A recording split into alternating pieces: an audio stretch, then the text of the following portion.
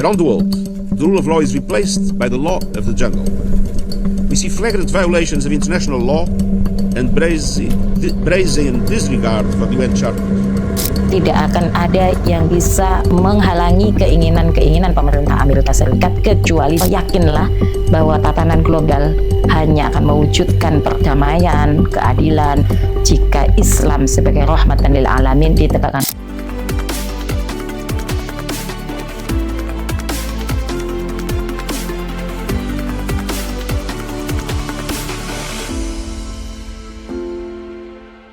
Assalamualaikum warahmatullahi wabarakatuh.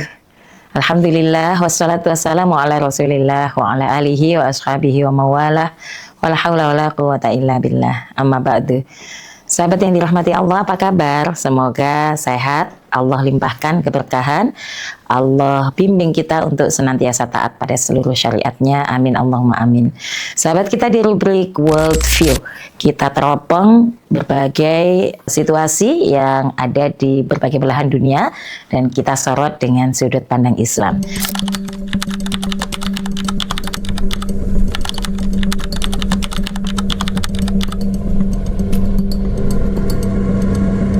Sahabat, Sekjen PBB Antonio Guterres pada Senin 26 Januari kemarin menyatakan bahwa tatanan global sedang terkikis karena supremasi hukum internasional digantikan oleh hukum rimba. Kita menyaksikan ada banyak pelanggaran yang mencolok terhadap hukum internasional dan pengabaian yang kurang ajar terhadap piagam PBB. Saya kutipkan apa yang disampaikan oleh Guterres. Padahal sahabat, di September 2024, 193 negara anggota PBB ini telah menandatangani Pact for the Future, Fakta untuk Masa Depan.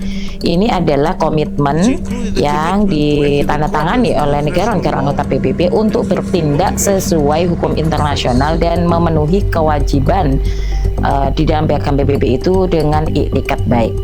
Nah, kata Guterres, hari ini konflik terjadi di berbagai wilayah dunia, dari Gaza sampai Ukraina, dari Sahel sampai Myanmar, di Venezuela dan juga di tempat-tempat yang lain. Dan dia menekankan bahwa penegakan hukum internasional jangan sampai diperlakukan seperti menu ala carte, yaitu menu yang diambil sesuai selera masing-masing pengambil menu makanan tersebut.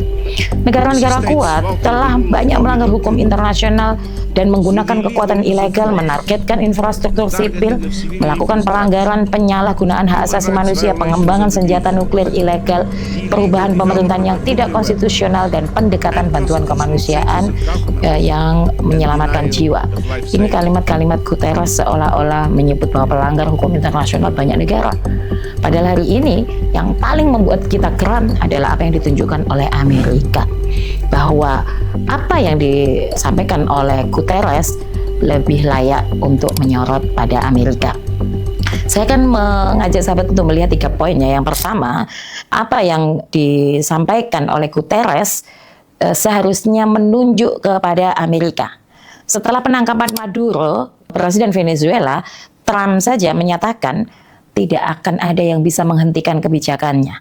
Tidak akan ada yang bisa menghalangi keinginan-keinginan pemerintah Amerika Serikat kecuali dirinya sendiri.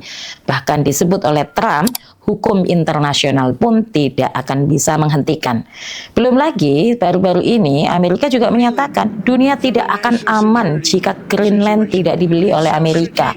Begitu pula ketika demo-demo masyarakat memprotes pemerintah Iran terjadi, ini yang merespon malah Amerika. Amerika mengerahkan kapal-kapal induk menuju perairan Timur Tengah yang dia katakan bahwa ini untuk berjaga-jaga jika situasi Timur Tengah tidak kondusif akibat demo-demo yang makin gencar di Iran. Dan yang paling baru tentu saja kita menyaksikan bagaimana Board of Peace, Dewan Perdamaian untuk apa yang disebut sebagai rekonstruksi Gaza. Tentu kita semua menyaksikan di situ bagaimana kesewenang-wenangan Amerika. Gaza dan Palestina seolah-olah milik rakyatnya yang dia bisa perlakukan sesuai dengan kemauannya, dan bahkan negara-negara di seluruh dunia juga harus mengikuti kemauan Amerika.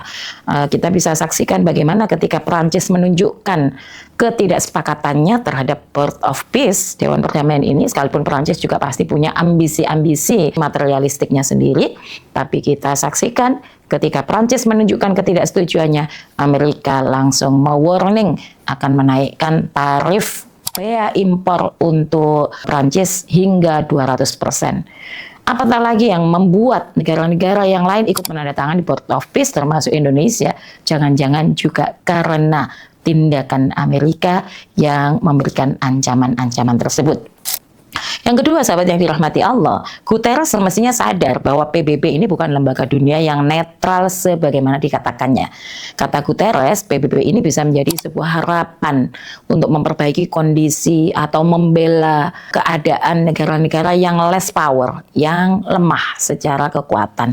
Dan PBB juga bisa menjadi satu instrumen yang membatasi kekuatan bagi negara-negara yang kuat agar tidak sewenang-wenang dan menindas yang lemah.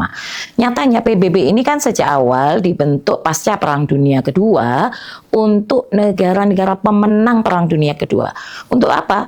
Kita paham, meski nampak banyak hal yang positif secara tekstual di atas kertas di dalam UN Charter atau piagam PBB, tapi sesungguhnya ada misi melegitimasi penjajahan gaya baru yang merupakan ambisi negara-negara Eropa Barat maupun Amerika.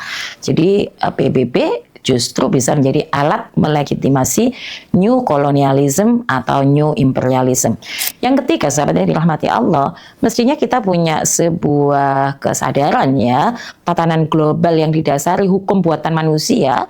Ya, hukum-hukum di dalam tatanan global itu disepakati, kemudian dipraktekkan untuk semuanya, ternyata benar-benar terbukti tidak mencapai keadilan dan perdamaian hakiki.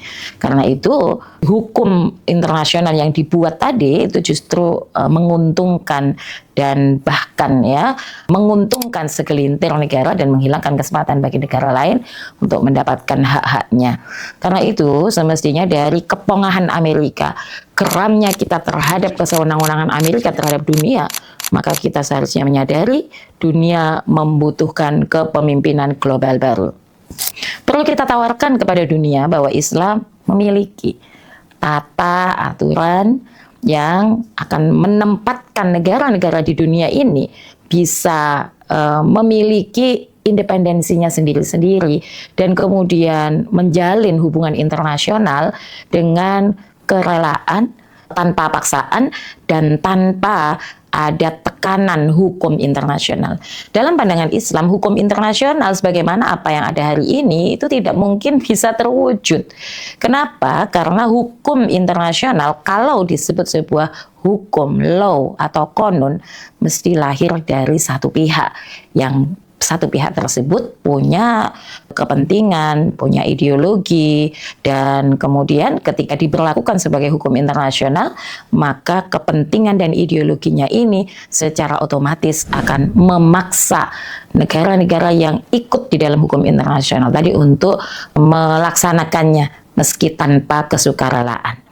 Kalau dalam pandangan Islam, memang boleh ada sebuah negara yang memiliki hukum tertentu dan kemudian negara-negara yang lain itu akan mengikutinya dengan sukarela karena melihat ada hukum yang baik yang bisa mereka pakai dan kemudian bisa mengatur relasi atau hubungan di antara negara-negara tersebut. Dan ini dulu dicontohkan oleh Islam ketika umat Islam memiliki sistem khilafah, yakni sebuah negara berdasarkan syariat yang hukum di dalam politik luar negerinya sangat diapresiasi dan bahkan kemudian negara-negara yang lain tanpa paksaan mengikutinya. Kita bisa saksikan ya bahwa kepongahan kesewenang-wenangan Amerika hari ini dulu tidak bisa dimunculkan dan tidak bisa dipraktekkan karena ada khilafah. Sahabat, mungkin hari ini kita sangat geram dan seolah-olah Amerika tanpa tanding, tanpa lawan dengan apa yang dilakukannya di berbagai wilayah dunia. Tapi dulu di akhir abad ke-18, tahukah sahabat bahwa Amerika ini tunduk di bawah hukum yang dipraktekkan oleh Khilafah Utsmani. Pada masa Sultan Salim ketiga, khalifah pada kekhilafahan Utsmani, bahkan Amerika itu harus menandatangani sebuah perjanjian yang menunjukkan ketundukannya kepada Khilafah Utsmani karena menggunakan bahasa yang dipakai oleh Khilafah Utsmani. Ini pertama kalinya Amerika mau menggunakan bahasa di luar bahasanya sendiri di dalam perjanjiannya. Bukan hanya menggunakan bahasa yang dipakai oleh Khilafah Utsmani, tetapi pada waktu itu Amerika di tahun 1795 mau membayar 642.000 koin emas ya pada satu kali pembayaran, dan 12.000 koin emas Utsmani, yang ini sekitar 21.600 dolar ya pada tahun tersebut ya, di dalam perjanjian yang disebut dengan Algiers Treaty atau perjanjian Algeria atau perjanjian Aljazair. Perjanjian ini menggambarkan sebuah ketundukan yang dilakukan atau ketundukan yang ditunjukkan oleh pemerintah Amerika karena waktu itu melanggar batas teritorial laut. Kapal-kapal Amerika memasuki area Afrika Utara yang merupakan wilayah Turki Utsmani, wilayah Khilafah Islam, dan pelanggaran ini dilakukan berulang. Jadi pada yang pertama diberi peringatan, yang berikutnya kemudian diberikan sanksi, dan Amerika tunduk dengan kekuatan tersebut. Nah ini sahabat, sebuah fakta sejarah yang tidak terbantahkan, dan dokumen-dokumen dunia juga masih mengumpulkan data tersebut. Bahkan Amerika barangkali hari ini juga sangat malu kalau diingatkan pada sejarah tersebut, karena di saat tersebut mereka tidak bisa menunjukkan arogansinya sebagaimana hari ini. Karena itu sesungguhnya dunia hari ini membutuhkan sebuah tatanan global yang dipimpin oleh sebuah kekuatan politik Islam sebagaimana dulu ditunjukkan oleh Khilafah Utsmani.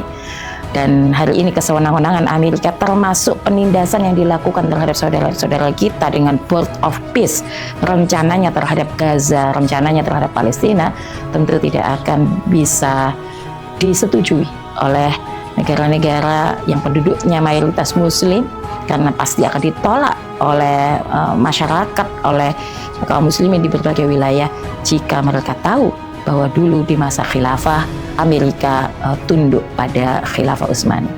Nah, itu sahabat yang dirahmati Allah, yakinlah bahwa tatanan global hanya akan mewujudkan perdamaian, keadilan jika Islam sebagai rahmatan lil alamin ditegakkan kembali di dalam sebuah institusi politik khilafah Islamiyah. Allahu minkum ihdinas siratal mustaqim. Wassalamualaikum warahmatullahi wabarakatuh.